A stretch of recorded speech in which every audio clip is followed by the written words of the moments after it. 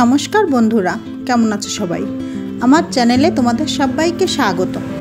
আজকাল সোশ্যাল মিডিয়ায় একটা ভিডিও বারবার চোখে পড়ছে যে কলা দিয়ে নাকি গুড় তৈরি করা যায়। তো আমার ঘরে রয়েছে এই কতগুলো কলা, বিচি কলা তো আর কেউ খাবে না, তাই ভাবলাম এইগুলো দিয়েই একটু ট্রাই করে দেখি যে আসলেই কি কলা দিয়ে গুড় তৈরি হয়, আর যদি গুড় তৈরি হয় তাহলে সে গুড়টার কেমন টেস্ট হয়। ভালো কলা দিয়ে তৈরি করতে গেলে যদি পুরো কলাটাই নষ্ট হয়, তাই প্রথমে এই কলাগুলোকেই বেছে নিলাম টেস্ট করার জন্যে। তো সবার প্রথমে দেখতেই পাচ্ছ আমি খুব ভালো করে কলাগুলোর খোসা ছাড়িয়ে নিচ্ছি। সব কলাগুলোর খোসা ছাড়িয়ে নেওয়া হয়ে গেলে এবার হাতের সাহায্যে আমি কলাগুলোকে ভালো করে চটকে নেব। আমার আজকের এই ভিডিওটা তোমাদের কেমন লাগলো সেটা কিন্তু লাইক আর কমেন্টের মাধ্যমে আমাকে জানাতে ভুলবে না। আর যদি ভালো লাগে তাহলে অবশ্যই আমার চ্যানেলটা সাবস্ক্রাইব করে দিয়ে আমার পাশে থাকার অনুরোধ রইল।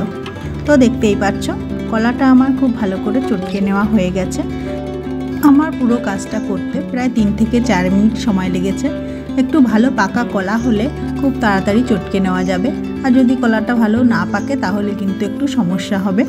এবারে আমি এর মধ্যে দিয়ে দিয়েছি অল্প একটু চুন, যেই চুন আমরা পানের সাথে খেয়ে থাকি সেই চুনই আমি এর মধ্যে দিয়ে দিয়েছি। চুনটা ভালো করে মিশিয়ে নেওয়ার সঙ্গে সঙ্গে কলার কালারটাও যেমন চেঞ্জ হয়ে গেছে, তেমন এটা বেশ একটু হালকা মতো হয়ে এসেছে। এবারে আমি এটাকে ঢাকনা বন্ধ করে রেখে দেবো প্রায় ঘন্টাখানেক মতো। 1 ঘন্টা পরে এসে দেখছি কলা থেকে বেশ রসটা ছেড়ে এসেছে। তাহলে এবার মনে হচ্ছে যে গুড়টা তৈরি হলেও হতে পারে। এই যে দেখো, হাতের মধ্যে একটু কলা নিয়ে চাপ দিলে কতটা রস বেরিয়ে আসছে।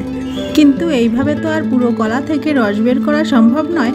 তার জন্য আমি এখানে একটা বাটি নিয়ে নিয়েছি, আর বাটির উপর নিয়ে নিয়েছি একটা পাতলা কাপড়। এবার কাপড়ের মধ্যে কলা নিয়ে তারপরে চাপ দিয়ে বেশ রসটা বের করে নেব। এই বিচি কলা যখন কাঁচা থাকে তখন কিন্তু তার তরকারি রান্না করে খেতে খুব ভালো লাগে। এই যে দেখো, হাতের সাহায্যে একটু চাপ দিলে কত সহজেই রসটা বেরিয়ে আসছে। এত সহজে যে কলা থেকে রস বের করে নেওয়া যাবে এটা সত্যিই আমি ভাবতে পারিনি। আমি প্রথমে ন্যাকড়ার মধ্যে অর্ধেকটা মতো কলা নিয়েছিলাম। এই একইভাবে আমি পুরো কলাটার রস বের করে নেব। এই যে দেখো, কলাগুলো থেকে বেশ অনেকটাই রস বেরিয়েছে, আর কালারটা কেমন এসেছে। এবারে রসটা জাল দেওয়ার পালা, তার জন্য আমি কড়াইতে ঢেলে নিয়েছি আর ফুটে আসার জন্য ওয়েট করব।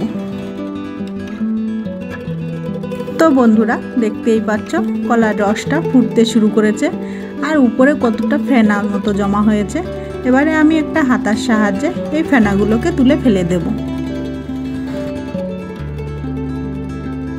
তো বন্ধুরা দেখতেই পাচ্ছ সব ফেনাটা তুলে ফেলে দেওয়া হয়ে গেছে। এবারে আমি মিডিয়াম আঁচে এটাকে জাল করব। মনে হচ্ছে গ্যাসের ফ্লেমটা বাড়িয়ে দিলে খুব তাড়াতাড়ি হয়ে যেত, কিন্তু গ্যাসের ফ্লেমটা যেই বাড়িয়ে দিচ্ছি মনে হচ্ছে রসটা পুরো উঠলে কড়ার বাইরে পড়ে যাবে। তার জন্য মিডিয়াম আঁচে রেখেই আমি জাল করে নেব। রসটা যখন জাল দিচ্ছিলাম তখন এটার গন্ধটাও মোটামুটি ভালোই আসছিল, কিন্তু এর কালারটা দেখো কি সুন্দর হয়েছে। দেখে মনে হচ্ছে নলেন গুড়ের যে রসগোল্লাটা হয় না, তার রসটার যেমন কালারটা থাকে ঠিক তেমন। প্রায় আধ ঘন্টা হয়ে গেছে জাল করছি, আর শুকিয়েও দেখো অনেকটা কমেও এসেছে। এখনও জলের মতো পাতলাই রয়েছে। বুঝতে পারছি না এটা দিয়ে আসলে এই গুড় তৈরি হবে কি না। এবার কিন্তু রসটা জাল হয়ে অনেকটা কমে গেছে, আর একটু ঘনও হয়ে এসেছে। দেখো কালারটাও সুন্দর এসেছে। এই যে দেখো, এখানে বোঝাই যাচ্ছে কতটা রস ছিল আর কমে কতটা হয়ে গেছে। কতক্ষণ জাল করেছি সেটা আর ঘড়ি ধরে দেখিনি। এবার মনে হচ্ছে একটু আঠালো ভাব হয়েছে, তার মতো তৈরি হয়েছে। এবারে আমি এটাকে নামিয়ে নেব। আসলেই কিন্তু তাহলে কলা দিয়ে বেশ সুন্দর একটা গুড় তৈরি হলো। এটা দেখতে যতটা ভালো লাগছে এর গন্ধটাও কিন্তু বেশ ভালো আসছিল। এবার এটা টেস্ট করার পালা। এটা ঠান্ডা হওয়ার পর আমি যখন এটাকে টেস্ট করেছি তখন এর টেস্টটা কিন্তু আমার খুব একটা ভালো লাগেনি।